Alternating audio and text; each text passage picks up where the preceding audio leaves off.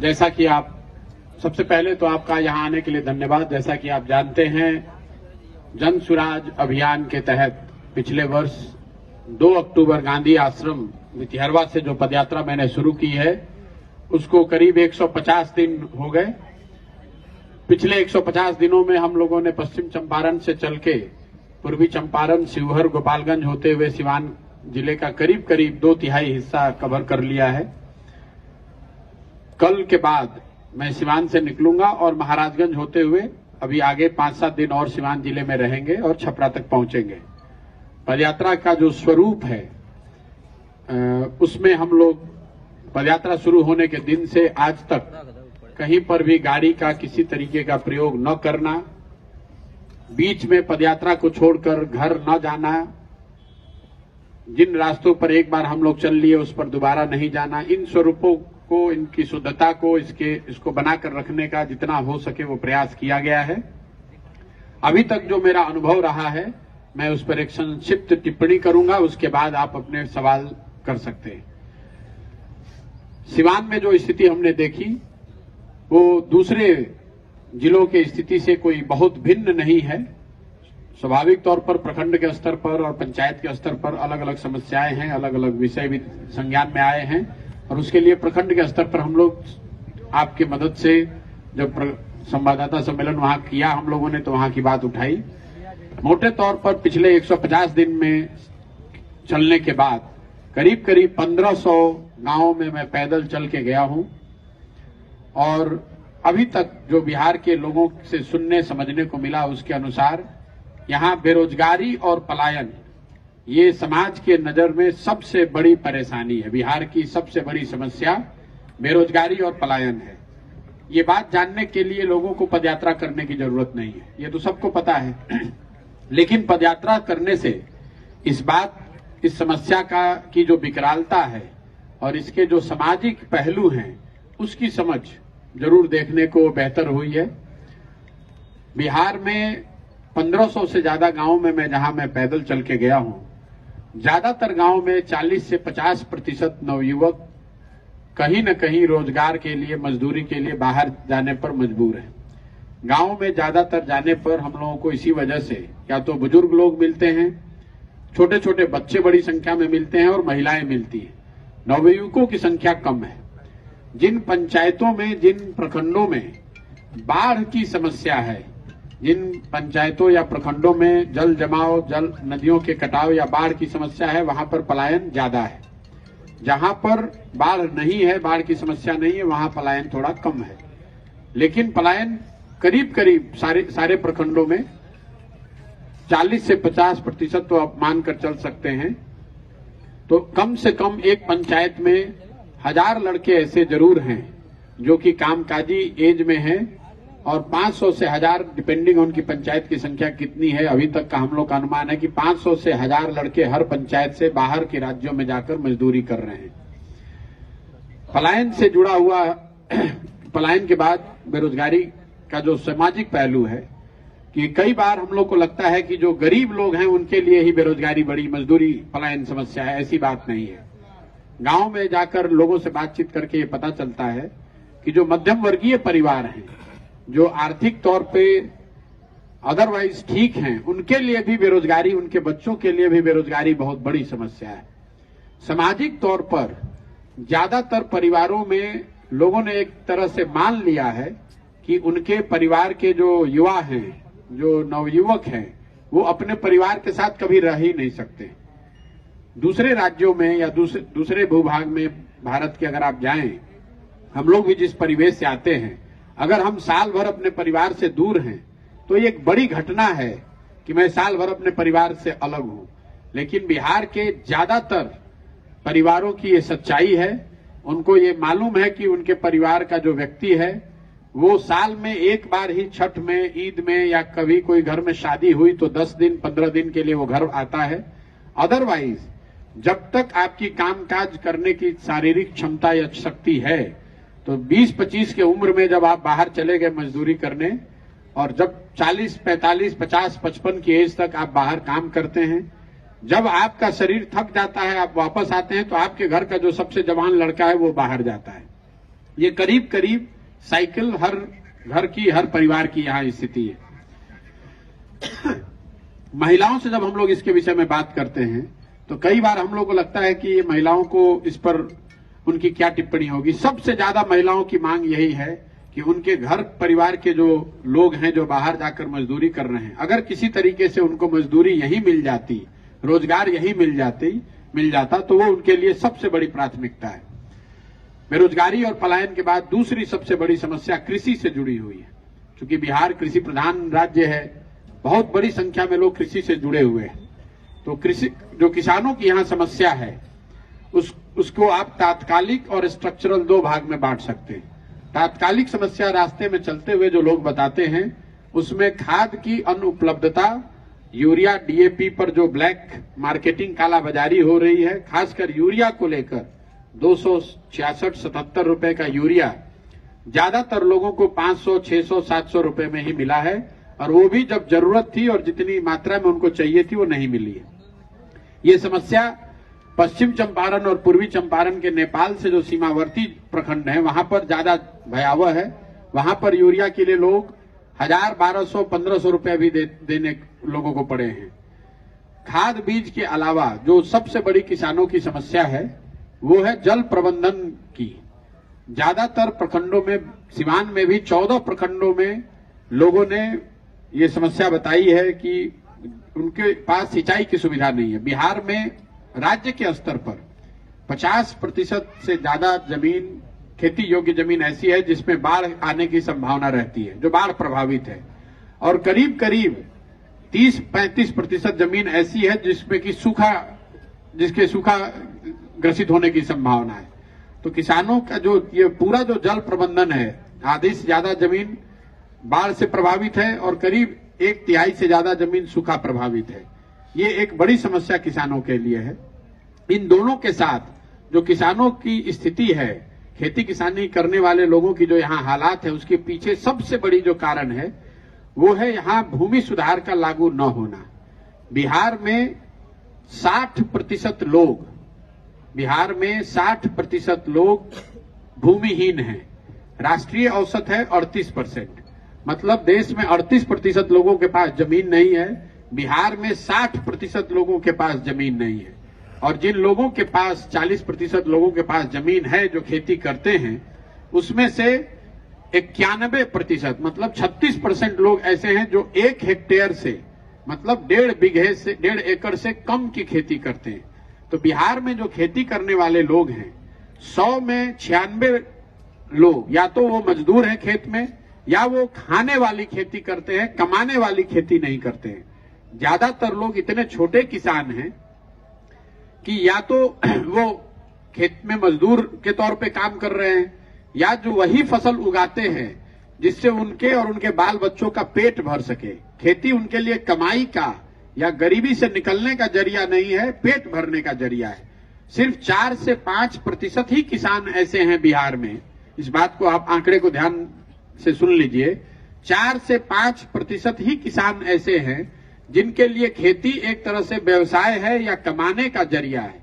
बाकी जो लोग खेती से जुड़े हैं, या तो वो खेतिहर मजदूर हैं, या खेती सिर्फ अपना पेट, अपने और अपने बाल बच्चों के पेट भरने के लिए कर रहे हैं। बेरोजगारी, पलायन और खेती के बाद जो सबसे बड़ी समस्या लोगों की नजर में है वो है शिक्षा व्यवस्था का ध्वस्त हो जाना। पूरे पदयात्रा के दौरान जहां पर भी हम लोग गए हैं, जितने लोगों से मिले हैं, सारे लोगों में करीब करीब इस बात पर सहमति है कि बिहार में शिक्षा व्यवस्था, स्कूली और कॉलेज दोनों शिक्षा व्यवस्था पूरी तरीके से ध्वस्त है। कहीं पर भी बिहार में मुझे लोग ऐसे नहीं मिले जिनका सरकारी शिक्षण व्यवस्था पर भरोसा हो, जो अपने बच्चों के लिए सरकारी शिक्षण संस्थाओं के जरिए अच्छा भविष्य देखते हो।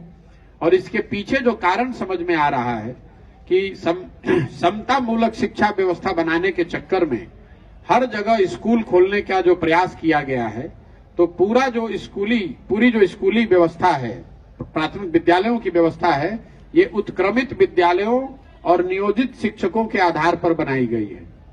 न कहीं नियमित विद्यालय है, न नियमित शिक्षक हैं। जो पहले से प्राथमिक विद्यालय थे उनको कागज पर उत्क्रमित करके मध्य या उच्च विद्यालय बना दिया गया। जो पहले से शिक्षा मित्र थे या जो शिक्षक सहायक के तौर पर थे उनको नियमित शिक्षक के तौर पर मान लिया गया है। इसी वजह से आप देखेंगे कि पूरे बिहार में जो शिक्षा की व्यवस्था है वो ध्वस्त इसलिए है कि विद्यालयों का, शिक्षकों का और बच्चों का समायोजन ही नहीं है। जहां पर बिल्डिंग है वहां पर शिक्षक नहीं है, जहां शिक्षक है वहां बिल्डिंग नहीं है, जहां दोनों है वहां बच्चे ही नहीं है। कई लोगों को ऐसा लगता है कि शिक्षकों की गुणवत्ता में जो कमी आई है उसकी वजह से शिक्षा व्यवस्था ध्वस्त हो गई है। मैं ऐसा समझता हूं कि इस बात में पूरी सच्चाई नहीं है। शिक्षकों की योग्यता या उनकी कार्यशैली या उनका कमिटमेंट न होना वो सिर्फ एक पहलू है। इसका सबसे बड़ा उदाहरण है कॉलेज की शिक्षा जो है उसको आप देख लीजिए। वहां पर तो कोई शिक्षा मित्र नहीं पढ़ा रहा है, वहां पर तो पहले से नियमित लेक्चरर प्रोफेसर्स हैं, बड़े बड़े बिल्डिंग्स बने हुए हैं, बड़े बड़े कैंपस कॉलेजेस के हैं। वहां 10,000, 15,000, 20-20 हजार एक एक कॉलेज में लड़कों का नामांकन भी है, लेकिन कॉलेज में भी पढ़ाई नहीं हो रही है। बच्चे बताते हैं कि कॉलेज में वो नामांकन के समय जाते हैं, एक बार एडमिट कार्ड लेकर परीक्षा देने जाते हैं और तीसरी बार डिग्री लेने जाते हैं। तो मैं इसीलिए कहता हूं कि बिहार की जो शिक्षा व्यवस्था है उसको एक पंक्ति में आप ये कह लें कि स्कूलों से खिचड़ी बट रही है और कॉलेजेस से डिग्री बट रही है, पढ़ाई दोनों में कहीं नहीं हो रही है। यही वजह है कि एक तो बड़ा समाज का वर्ग है जो कि पढ़ाई से पूरी तरह से वंचित है, लेकिन जो लोग पढ़ लिख कर पेपर पर डिग्री पा भी लिए हैं उनके लिए भी रोजगार ढूंढना या उस शिक्षा के बल पर अपनी जिंदगी को सुधारना बहुत मुश्किल है। इन तीनों के बाद जो सबसे बड़ी समस्या लोगों की नजर में है, जो 4 बड़ी केंद्र सरकार की योजनाएं चल रही हैं उसकी जमीनी हकीकत, उस पर मैं एक टिप्पणी करूंगा। जो सबसे बड़ी केंद्र सरकार की योजना चल रही है वो है प्रधानमंत्री अनाज जो गरीब कल्याण योजना, जिसमें लाभार्थियों को 5 किलो अनाज देने की व्यवस्था है। बिहार में जब जिन 5 जिलों में मैं चलकर आया हूं, हर जिले में ये सच्चाई है कि लोगों को 5 किलो नहीं बल्कि 4 किलो अनाज ही मिल रहा है। 4 या 4.5 किलो अनाज। वो इसलिए 4 किलो मिल रहा है क्योंकि प्रखंड के स्तर पर जो प्रधानमंत्री गरीब कल्याण योजना में अनाज आ रहा है वो 15,000 क्विंटल से 25,000 क्विंटल तक है। ये डिपेंड करता है कि प्रखंड कितना बड़ा है, वहां जनसंख्या कितनी है।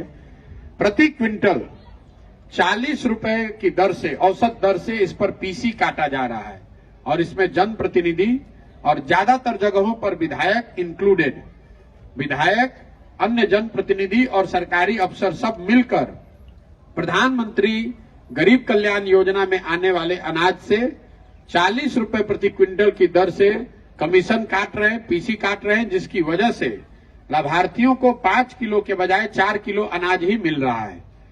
दूसरी जो सबसे बड़ी योजना है वो है स्वच्छ भारत अभियान की। जिस जिले में हम लोग बैठे हैं सिवान में, इसको 2019 में ओडीएफ घोषित कर दिया गया है। सिवान को ओपन डिफेकेशन फ्री घोषित कर दिया गया है।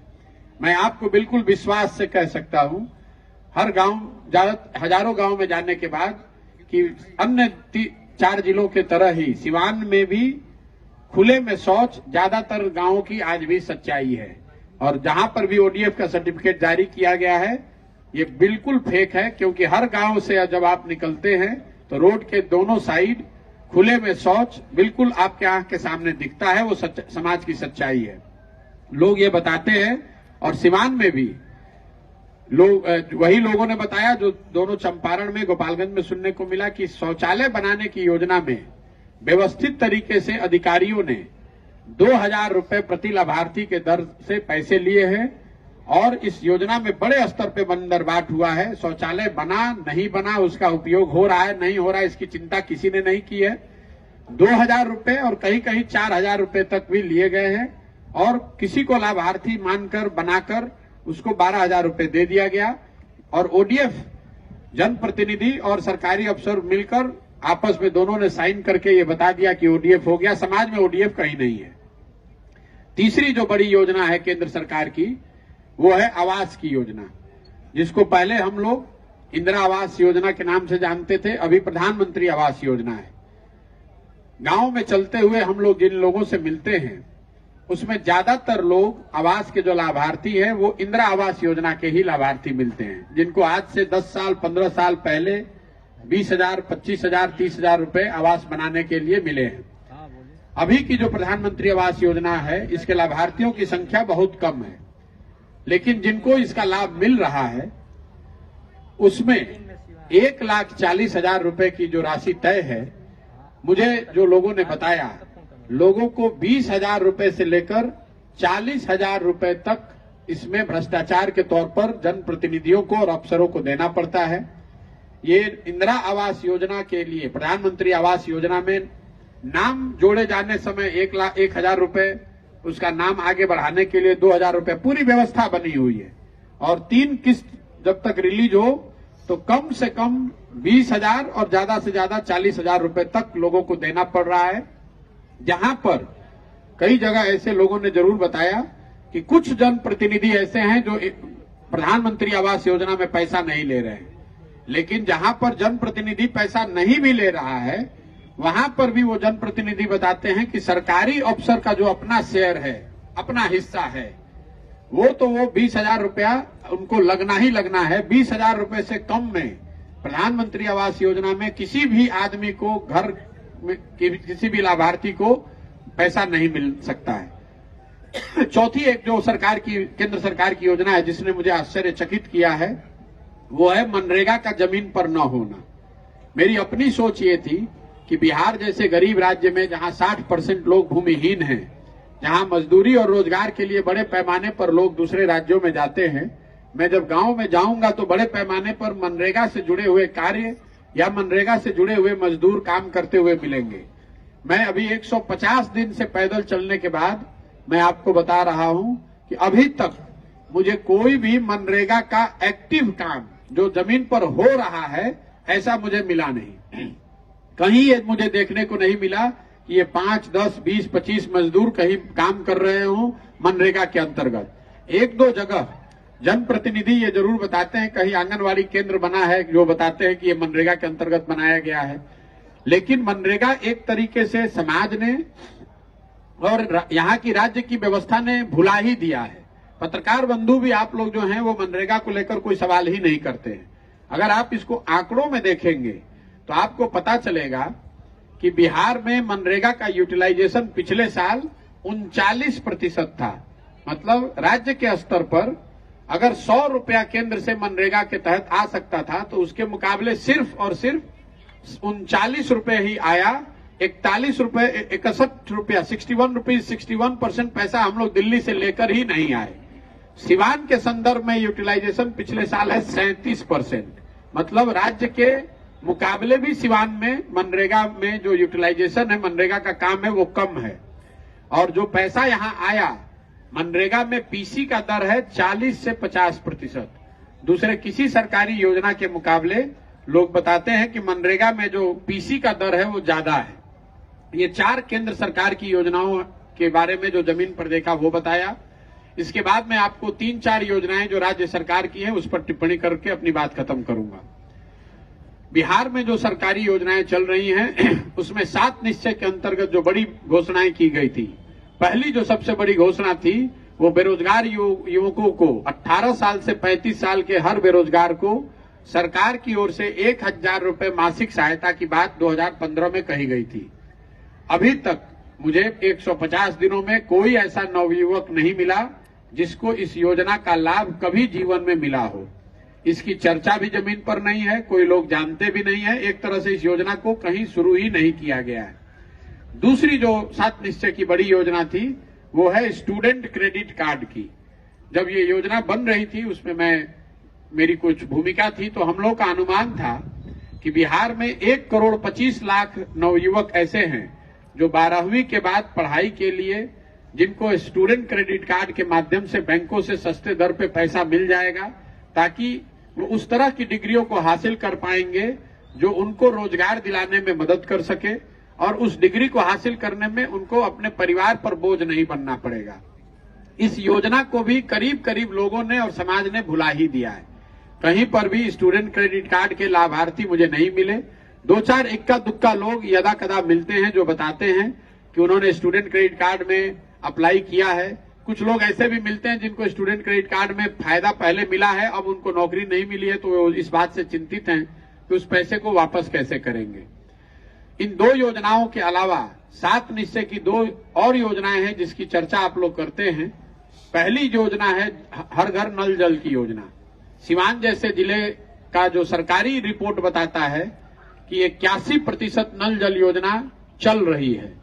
मैं पदयात्रा के दौरान जो मैंने देखा उसके आधार पर मैं आपको बता रहा हूं कि 2/3 से ज्यादा, करीब करीब 2/3 नल जल योजना कहीं नहीं चल रही है। पश्चिम चंपारण में ये आंकड़ा मैंने 90% बताया था। 100 में 90% नल जल योजना पश्चिम चंपारण में नहीं चल रही है। पूर्वी चंपारण में, गोपालगंज में और सिवान में कमोवेश 2/3 नल जल योजना काम नहीं कर रही है। या तो योजना ठीक से बनी नहीं, जो बनी तो चली नहीं, या चली तो चल के बंद हो गई। इस योजना में जो तकनीकी खामी है, जो भ्रष्टाचार हुआ है, वो तो अलग बात है। जो सबसे बड़ी समस्या एक और नई खड़ी हो गई है कि जब योजना को बनाया गया तो उसके जमीन के स्वामित्व पर क्लैरिटी नहीं रखी गई। ये योजना जहां किसके जमीन पर बनाया जाएगा, इस बात को लेकर नीचे इतना कंफ्यूजन था कि कई जगहों पर जो वार्ड सदस्य थे उन्होंने अपनी जमीन पर ही इस योजना को बना लिया। तो अब जब वो वार्ड सदस्य हार गए हैं तो अब वो प्रभार ही नहीं दे रहे हैं या उस योजना को चलने ही नहीं दे रहे हैं। तो कई जगह पर ऐसा होता है कि योजना बनी हुई है लेकिन जमीन के स्वामित्व के झगड़े में उस योजना का लाभ समाज को नहीं मिल रहा है। कई जगहों पर लोग ये भी बताते हैं कि जमीन इस लालच में लोगों ने दिया है या उनको इस लालच में उनसे जमीन लिया गया है कि आपके परिवार के किसी सदस्य को नौकरी दे दी जाएगी। अब वो लोग भी उस योजना को नहीं चलने दे रहे कि भाई हमारे परिवार के जब तक आदमी को नौकरी नहीं मिलेगी तब तक हम इसको नहीं चलने देंगे। तो नल जल योजना जो है समाज की नजर में बिल्कुल फेल है जमीन पे। इसके अलावा एक जो और सबसे बड़ी योजना थी 7 निश्चय की, वो थी नालियों गलियों के पक्कीकरण की, जिसकी चर्चा आप लोग नल जल से थोड़ा कम करते हैं। लेकिन 7 निश्चय जब बनाया गया था तो उस समय का अनुमान था कि 2015 से 2020 के बीच में 5 वर्ष में इन 7 योजनाओं पर बिहार सरकार 3,25,000 करोड़ रुपए खर्च करेगी। और उसमें सबसे बड़ी योजना थी नालियों गलियों के पक्कीकरण की, जिस पर अनुमान के अनुसार करीब करीब 80,000 करोड़ रुपया खर्च किया जाना था। योजना ये थी कि बिहार के गांव में हर घर से नाली का पक्कीकरण किया जाएगा, नाली ड्रेनेज की व्यवस्था की जाएगी। उन नालियों को लाकर एक बड़ा नाले से जोड़ा जाएगा और उन नालों को, जैसे शहरों में होता है ड्रेनेज की व्यवस्था, उन नालों के ऊपर गलियों का पक्कीकरण किया जाएगा। सच्चाई में, असलियत में ये हुआ है कि गलियों का कहीं पक्कीकरण हुआ नहीं, घरों के नाले बनाए नहीं गए। सड़क के किनारे कुछ बेतरतीब तरीके से बड़े नाले बना दिए गए हैं। उनको घर के पानी निकालने की जो व्यवस्था है उससे जोड़ा नहीं गया है और ना ही इन बड़े नालों से पानी को निकालकर कहीं निस्तारण की व्यवस्था की गई है। परिणाम ये हुआ है कि सड़कों के किनारे बनाए हुए ये बड़े नाले ज्यादातर जगहों पर कूड़ेदान में तब्दील हो गए हैं और जिन लोगों को पानी निकालने की जो समस्या थी, जिसकी वजह से ये पूरी योजना को सोचा गया था, उनको इसका कोई लाभ मिला नहीं है। इसके अलावा हेल्थ को लेकर मैंने कोई ज्यादा टिप्पणी में अक्सर नहीं करता हूं। उसकी वजह यह है कि ये पूरी जो पदयात्रा है वो ज्यादातर गांव और पंचायत स्तर पर हम लोग करते हैं। अनुमंडल और जिला अस्पतालों में मैं गया नहीं हूं, इसलिए मैं उस पर टिप्पणी नहीं कर सकता हूं। लेकिन गांव में और पंचायत ब्लॉक के स्तर पर, जहां पर sub centre, PHC primary health centre और सीएचसी कम्युनिटी हेल्थ सेंटर या रेफरल हॉस्पिटल का जो कॉन्सेप्ट है, ये बिहार से सिरे से कागज से मिटा दिया गया है। मुझे अभी तक 5 जिलों में कहीं पर भी फंक्शनल सब सेंटर या पीएचसी नहीं मिला है। फंक्शनल मतलब जहां सब सेंटर का, हेल्थ सेंटर का बिल्डिंग हो, डॉक्टर साहब बैठे हों, जहां 100, 150, 50 मरीज हों, ऐसा सब सेंटर मुझे कहीं नहीं दिखा। ज्यादातर जो व्यवस्था समझ में आ रही है कि स्वास्थ्य सेवाओं के लिए यहाँ के लोग पूरी तरीके से ग्रामीण चिकित्सकों पर आश्रित हैं। जो लोगों को उससे ज्यादा तकलीफ है वो प्राइवेट सर्विस प्रोवाइडर्स, चाहे वो मोतिहारी आए, सिवान आए, गोपालगंज आए या जो सीमावर्ती क्षेत्र है, वो लोग यूपी जाकर वहां पर अपना इलाज कराते हैं। जो पूरी पदयात्रा के दौरान 3 सबसे ज्यादा सुने जाने वाले शब्द हैं, वो है अफसरशाही, भ्रष्टाचार और पीसी। अफसरशाही से परेशान जनता।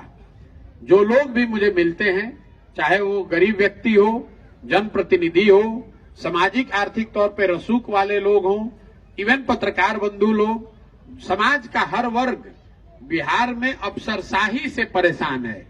अफसरशाही से परेशान जनता, ये दिन में हम लोग को कई बार सुनने को मिलता है।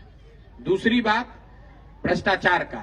सरकार का कोई ऐसा काम नहीं है, चाहे आपको जमीन का रसीद कटाना हो या आपको पासपोर्ट बनवाना हो, कोई भी सरकार या थाने में FIR कराना हो, समाज में एक तरह से इस बात में पूरी तरह से इस बात की एक्सेप्टेंस है कि भाई कोई भी सरकारी काम बिना पैसा दिए, बिना घूस दिए आज की सरकार में आप नहीं करा सकते हैं।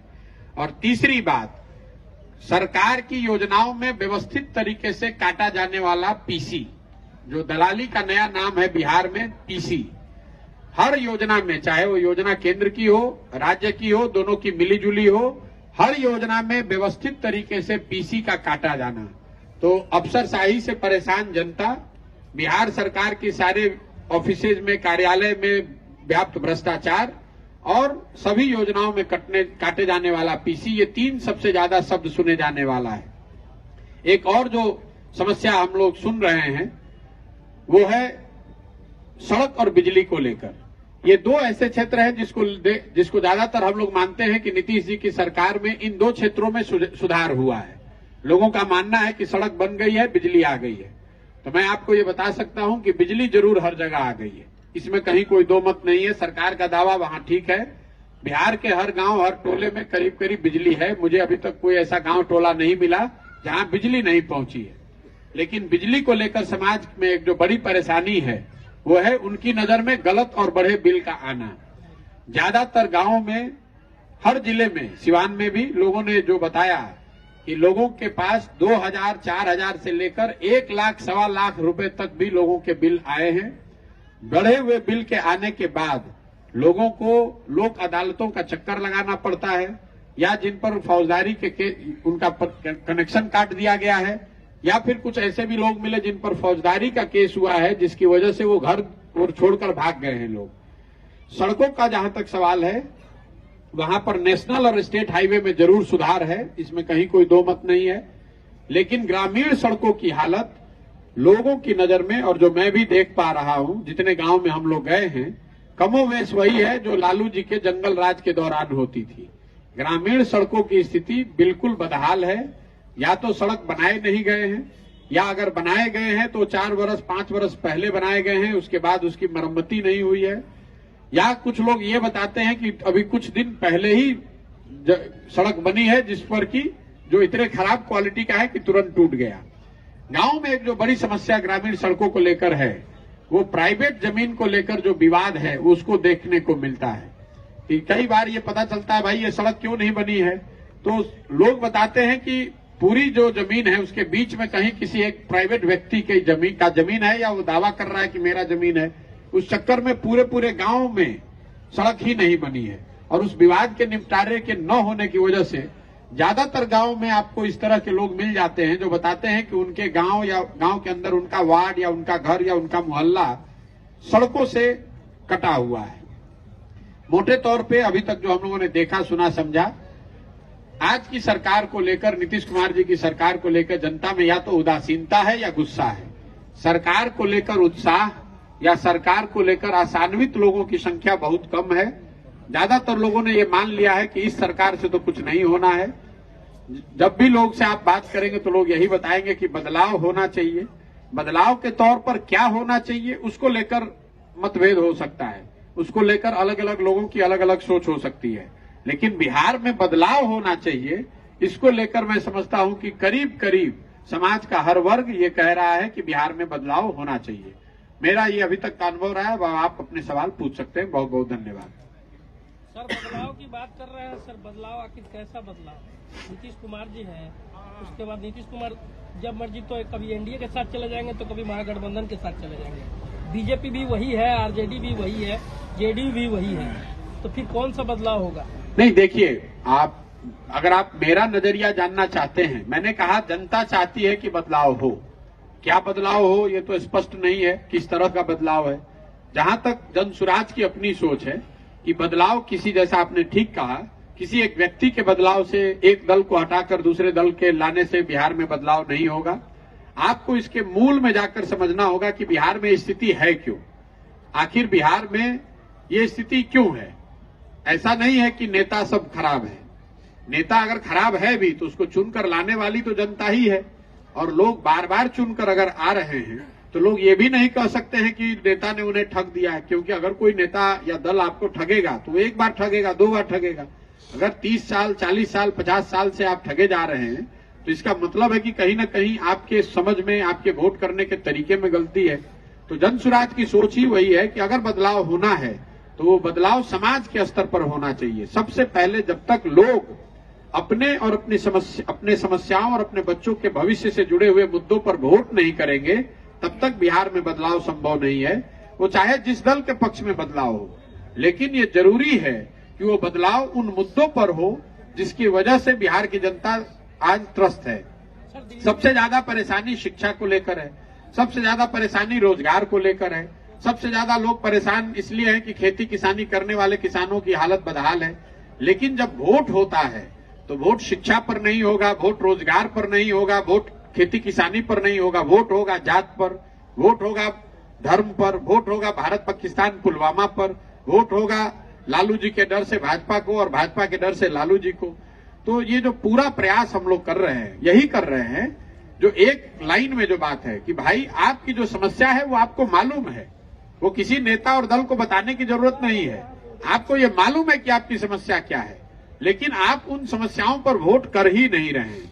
आप उन समस्याओं पर, अगर आप बदलाव चाहते हैं तो जो आपकी समस्या है या आपके बच्चों के भविष्य से जुड़ा हुआ जो मामला है उस पर वोट कीजिए, निश्चित तौर पर बदलाव आपको दिखेगा। सर दिल्ली में जिस तरह केजरीवाल जी आए, सर आप मुख्यमंत्री बनने के लिए घूम रहे हैं क्या?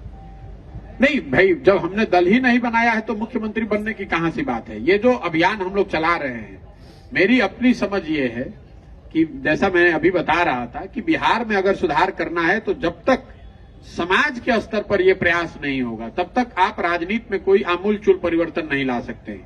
मुख्यमंत्री को बदल देने से या एक दल को हटाकर दूसरे दल को ला देने से अगर बिहार सुधरना होता तो पिछले 50 वर्ष में तो आपने सारे दलों की सरकार देख ली, आपने कितने मुख्यमंत्री देख लिए। 1967 के बाद, 1967 के बाद बिहार ने 30 अलग अलग सरकारें देखी हैं। ऐसा तो आप नहीं मान सकते हैं कि 30 जो मुख्यमंत्री अलग अलग बने वो किसी में क्षमता नहीं थी, किसी की सोच नहीं थी। तो कहीं ना कहीं जब तक आप समाज के स्तर पर इन चीजों को नहीं सुधारेंगे, बिहार के लोग जो इन चीजों से खुद त्रस्त हैं, इन विषयों पर जब वोट नहीं करेंगे तब तक बिहार को कोई व्यक्ति या मुख्यमंत्री नहीं सुधार सकता है। अगर बिहार को सुधरना है तो लोगों को जिम्मेवारी लेकर अपने विषयों पर, अपने बच्चों के भविष्य पर वोट करना होगा, तभी बिहार सुधरेगा। चुनाव खत्म होता है उसके बाद से लोग तमाम ये मुद्दे आ जाते हैं कि रोजगार नहीं है, स्कूल नहीं है, दिनचर्या जो भी नहीं है। और जब चुनाव का समय आता है तो बड़े लोग, जो भाजपा के बड़े लोग हैं, जिसे मोदी सरकार मान लिया जाए, वहीं से खेल शुरू होता है कि ना राम मंदिर वही बनाएंगे, ये बनाएंगे, वो जातिवाद तो वहीं से शुरू होता है। तो आखिर अब ये लोग कितना जागरूक हो पाएंगे? अब मजबूत लोगों के हाथ में टीम है तो नहीं, देखिए ये जो बात है मजबूत लोगों की, तो मेरा ऐसा मानना है कि लोकतंत्र में जनता से मजबूत तो कोई नहीं है। जहां तक ये इल्जाम है कि नेता जो है वो जातिवाद कर रहे हैं या दल जातिवाद कर रहे हैं, ये बात ठीक नहीं है। मैं रोज मंच से कहता हूं, आपको भी कह दे रहा हूं, बिहार में नेता जात की राजनीति नहीं कर रहे हैं। नेता तो अपने परिवार और स्वार्थ की राजनीति कर रहे हैं। जाति में तो आप और हम फंसे। मान लीजिए कि अभी आपसे पूछेंगे कि जाति की राजनीति कौन कर रहा है, तो बहुत लोग आप में से कहेंगे कि राजद जो पार्टी है वो जाति आधारित राजनीति करते हैं, लालू जी जात की राजनीति कर रहे हैं। मैं रोज मन से कह रहा हूं कि लालू जी जात की राजनीति कर ही नहीं रहे, राजद जात की राजनीति नहीं कर रही है। अगर लालू जी जात की राजनीति करते तो ये कहते कि यादव समाज में जो सबसे काबिल आदमी है वही आदमी बिहार का मुखिया बनेगा और सारे यादव समाज के लोग हम लोग को वोट दीजिए। लालू जी ये तो नहीं कह रहे हैं। लालू जी ये कह रहे हैं कि मेरा लड़का राज्य का मुखिया बनेगा और सारे यादव समाज के लोग, आप लोग हमको वोट दीजिए। तो तो लालू जी तो अपनी राजनीति कर रहे हैं, अपने परिवार अपने बच्चे की राजनीति कर रहे हैं। जाति आपके हमारे दिमाग में है और लालू जी अकेले नहीं है, मांझी जी भी यही कह रहे हैं। कोई पंडित का नेता है तो वो भी यही कह रहा है, कोई कुशवाहा का नेता है तो यही कह रहा है, कोई भूमिहार राजपूत का नेता है, मुसलमान का नेता है तो यही कह रहा है। जो लोग भी बिहार में राजनीति कर रहे हैं वो अपना हित देख रहे हैं, अपने परिवार अपने बच्चे का हित देख रहे हैं। जातियों के चक्कर में आप और हम फंसे हुए हैं और इसीलिए जो ये पूरा अभियान है वो यही है कि घर घर जाकर हम लोगों को बता रहे हैं कि अगर नेता अपने बच्चे की चिंता कर रहा है तो आपको भी अपने और अपने बच्चों की चिंता करनी पड़ेगी। आप अगर अपने बच्चों की चिंता नहीं करेंगे और आप जात के आधार पर, धर्म के आधार पर, पुलवामा और पाकिस्तान चाइना के आधार पर अगर आप वोट करेंगे तो स्वाभाविक तौर पर आप अपने बच्चों की शिक्षा और रोजगार की व्यवस्था को सुधार नहीं पाएंगे। आपके जन स्वराज पद यात्रा की मंजिल क्या आप होगी? लगभग 150 दिनों से पद यात्रा कर रहे हैं और बार बार बिहार में आप परिवर्तन की बात कर रहे हैं कि बिहार में परिवर्तन हो। आपके नजरों में परिवर्तन का विकल्प कौन सी पार्टी है जिसको बिहार की जनता सपोर्ट करेगी? क्योंकि आपको लेकर के बिहार की जनता में विश्वास पैदा हो गया। मैं आपको जो बता रहा हूं ये बात आप समझिए, राजनीति जो है वो समाज का आईना है। आप कह रहे हैं कि किसको वोट करें, मैं कह रहा हूं कि आपको सबने ठगा है। आपने कांग्रेस को वर्षों तक वोट दिया तब भी बिहार गरीब था, उसके बाद आपने लालू जी को 15 साल बनाया तब भी आपकी हालत नहीं सुधरी। 17 साल से नीतीश कुमार भाजपा के साथ सरकार चलाए तो भी स्थिति नहीं सुधरी। तो आप किस पर भरोसा करेंगे? जिस राज्य को सब दलों ने, सारे नेताओं ने एक तरह से न सुधर पाने वाला राज्य मानकर छोड़ दिया है, उस राज्य को सुधारने की काबिलियत और जिम्मेवारी दोनों ही बिहार की जनता की है। जो आप कह रहे हैं किस दल को बनाइए, मैं कह रहा हूं हर आदमी कह रहा है विकल्प चाहिए, तो मैं कह रहा हूं कि जो विकल्प बनाना चाहते हैं वो साथ में आए और मिलकर विकल्प बनाएं। जनता का विकल्प बने और उस पर सब लोग मिलकर उसको चुने। सर जन स्वराज क्या है सर? मंजिल क्या होगी?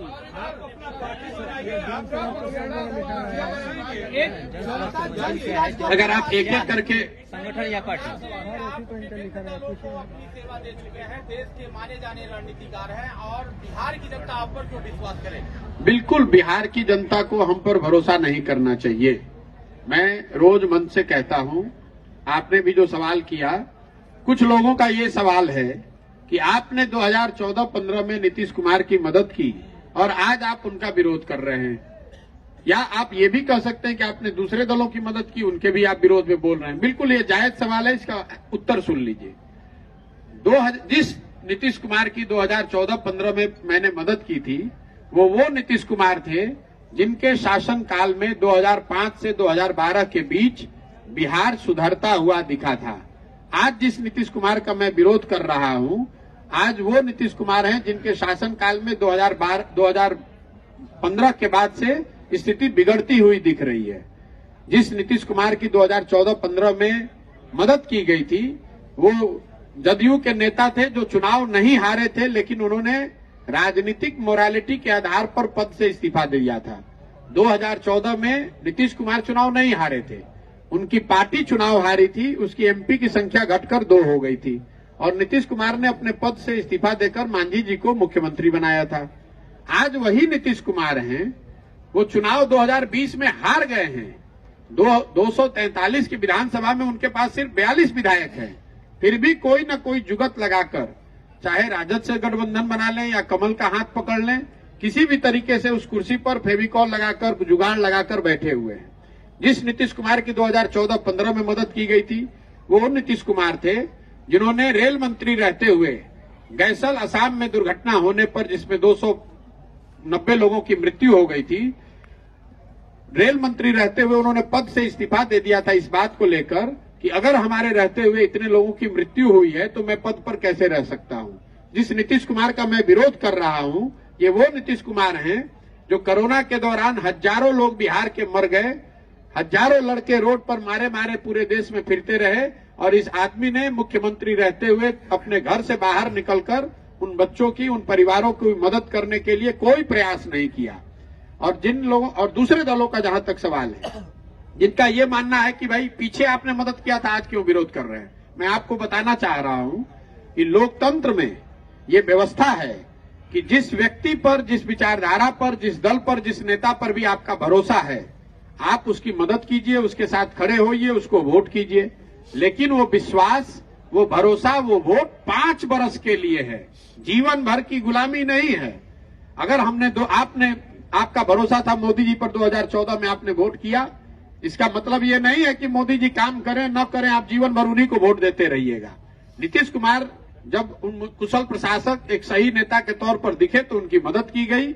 आज जब वो उनका प्रशासनिक जो कार्यकलाप है वो सही नहीं है, राजनेता के तौर पर सबसे ज्यादा दल बदलू नेता के तौर पर उनकी छवि है, समाज में एक मानवीय जो चेहरा है नीतीश कुमार का, यहीं आपके बगल के जिले छपरा में 70 परिवार उजड़ गए, शराबबंदी के अवैध शराब से उनकी मृत्यु हो गई, और नीतीश कुमार अपने जेब में हाथ डालकर विधानसभा में कह रहे हैं कि जो पिएगा वो मरेगा। तो ऐसे आदमी का विरोध क्यों नहीं होना चाहिए? हमने उनकी 14-15 में मदद की थी, उनके लिए बंधुआ मजदूरी नहीं लिखा था। सर, एक छोटा सा सवाल, क्या मुख्यमंत्री का चुनाव डायरेक्ट जनता को करना चाहिए? लगता है कि सारे नेता जो आज के नेता हैं, इन्होंने लोकतंत्र को मजाक बनाकर रख दिया है। नहीं, देखिए, नेता जो है, नेता या दल का जो हम लोग शिकायत करते हैं, उसके लिए कहीं न कहीं मूल में तो जनता ही जिम्मेवार है। दल और नेता स्वयं को नहीं चुनते हैं, वो तो अपने हित में अपना प्रयास कर रहे हैं। चुनना और नहीं चुनना वो तो आपके हमारे हाथ में है। अगर आपका बच्चा बेरोजगार बैठा हुआ है, आप महंगाई से परेशान हैं, इसके बावजूद आप जाकर पुलवामा के नाम पर और चाइना के आधार पर वोट देते हैं, तो गलती आपकी है या मोदी जी की है? गलती आपकी है। तमिलनाडु में बिहारी को झूठ मारे गए सर। नहीं, पार्लियामेंट्री व्यवस्था जो है, पार्लियामेंट्री व्यवस्था जो अभी है संविधान में, वो बिल्कुल ठीक है। इसमें मेरा पूरा विश्वास है, उसमें कोई दिक्कत नहीं है। जरूरत इस बात की है कि जनता सही मुद्दों पर वोट करे। देखिए, अगर कल बिहार में शिक्षा पर वोट होने लगे, कोई भी दल चुनकर आएगा तो शिक्षा की व्यवस्था सुधर जाएगी, आज के मुकाबले बेहतर हो जाएगी। क्योंकि अगर जनता में चर्चा ही सिर्फ शिक्षा की होगी, तो हर दल को सही या गलत, झूठा या सच्चा, कुछ न कुछ तो शिक्षा पर उसको बोलना पड़ेगा। मैं आपको उदाहरण दे रहा हूं, तेजस्वी यादव ने झूठ ही सही, लेकिन ये कहा कि मैं जब जीत कर आऊंगा तो 10 लाख रोजगार दे दूंगा। वो बिल्कुल झूठी बात थी। उस आदमी को ना उसने कभी कुछ सोचा था, ना उसको देना था। लेकिन अगर उस व्यक्ति ने झूठी बात कह दी, तो भी इसकी चर्चा तो रोज चल रही है कि दीजिएगा कि नहीं दीजिएगा, कब दीजिएगा। उनको भी जवाब देना पड़ रहा है कि हम दे रहे हैं। मेरा जो प्रयास है कि पहले समाज इन 3 मुद्दों पर आए। जो वोट है, आप चाहे जिस दल को भी दीजिए, आप दीजिए शिक्षा पर, आप दीजिए रोजगार पर, और आप दीजिए अपनी गरीबी को दूर करने के लिए। जिस दिन आप अपने और अपने बच्चों के भविष्य पर वोट करने लगेंगे, बिहार में सुधार की शुरुआत वहीं से हो जाएगी।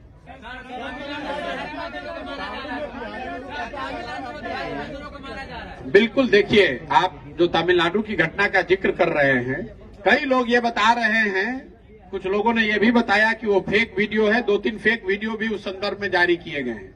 मैं विधानसभा का एक वक्तव्य देख रहा था, ये माननीय उप मुख्यमंत्री महोदय बता रहे थे कि ये सब गलत वीडियो है।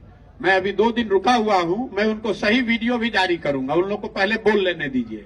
जो लोग भी इस मामले को रफा दफा करने की कोशिश कर रहे हैं, इस संदर्भ में कुछ पत्रकारों से जरूर गलती हुई है, उन्होंने दूसरे जगह के वीडियो डाल दिए, लेकिन घटना में सच्चाई है। लोगों को वहां, बिहार के बच्चों को, बिहार से प्रवासी जो मजदूर गए हैं, उनको, उनके साथ मारपीट हुई है। जो डीजीपी ने तमिलनाडु के बयान दिए हैं, उन्होंने बहुत केयरफुली सिर्फ 2 वीडियो का खंडन किया है। उससे पहले 5 से ज्यादा वीडियो और आए हैं। पिछले 4 महीनों में से ये घटना हो रही है, और इसका केंद्र सरकार की ओर से ये वीडियो जारी किया गया है। मैं अभी 2 दिन में जारी करने वाला हूं। पहले बिहार के जितने ये सो कॉल्ड नेता हैं, इनको जरा बोल लेने दीजिए कि बिहार, तमिलनाडु में कोई ऐसी घटना नहीं हुई है। सच्चाई ये है, और ये क्यों है पहले आप ये समझिए। तमिलनाडु में, केरल में जो मजदूरी है, वो बिहार के मुकाबले करीब 2.5 से 3 गुना ज्यादा है। तो जब यहाँ के लोग गरीबी से, बदहाली से परेशान होकर वहां मजदूरी करने जा रहे हैं, तो बिहार के मजदूर अगर 20,000 रुपए में काम करने को तैयार है, तो तमिलनाडु का जो मजदूर है वो ये सोचता है कि भाई हमारे 45, उसको कोई हायर ही नहीं कर रहा है। तो इसलिए ये घटना घट रही है। ऐसा नहीं है कि वहां पर रोजगार कम या ज्यादा उसके लिए लड़ाई नहीं है। लड़ाई इसलिए है कि जिस दर पर केरल में, तमिलनाडु में मजदूर काम करता है, बिहार से चूंकि गरीबी में लोग जा रहे हैं वहां, वो बहुत कम दर पर मजदूरी करने को तैयार है। यही कॉन्फ्लिक्ट की शुरुआत है। इसीलिए इन लोगों को मारा जा रहा है या इनके साथ बदतमीजी की जा रही है कि आप यहां से छोड़कर जाइए, ताकि हमारा जो मजदूरी का दर है, जैसे